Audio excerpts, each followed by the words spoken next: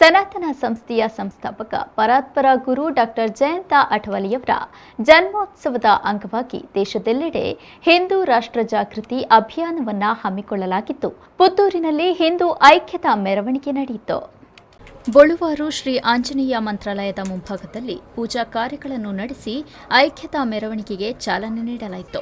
ಬೊಳುವಾರು ವೃತ್ತದಿಂದ ಮುಖ್ಯ ರಸ್ತೆಯಲ್ಲಿ ಸಾಗಿ ಶ್ರೀಧರ್ ಭಟ್ ಅಂಗಡಿಯ ವೃತ್ತ, ಮಾರ್ಕೆಟ್ ವೃತ್ತ, ಅನಂತರ ಕೋರ್ಟ್ ರಸ್ತೆಯಿಂದ ಮುಖ್ಯ ರಸ್ತೆ ಮುಖಾಂತರ ಶ್ರೀ ಮಹಾಲಿಂಗೇಶ್ವರ ದೇವಸ್ಥಾನದ ಮುಂಭಾಗ ತನಕ ಹಿಂದೂ ಐಕ್ಯತಾ ಮೆರವಣಿಗೆಯು ಸಾಗಿ ಸಮಾಪನಗೊಂಡಿತು.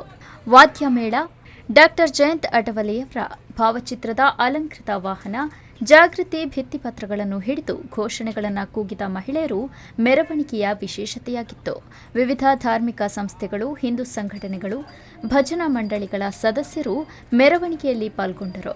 ಸಂಸ್ಥೆಯ ಪ್ರಮುಖರಾದ ದಯಾನಂದ್, ಚಂದ್ರಶೇಖರ್, ರಮೇಶ್, ಹರಿಪ್ರಸಾದ್ ಶೆಟ್ಟಿ, ಸತೀಶ್, ಜನಾರ್ದನ, ಶಾಂತಪ್ಪ ಗೌಡ, ಚೇತನ, ಲಕ್ಷ್ಮೀಬೈ ಭಾಗವಹಿಸಿದ್ರು.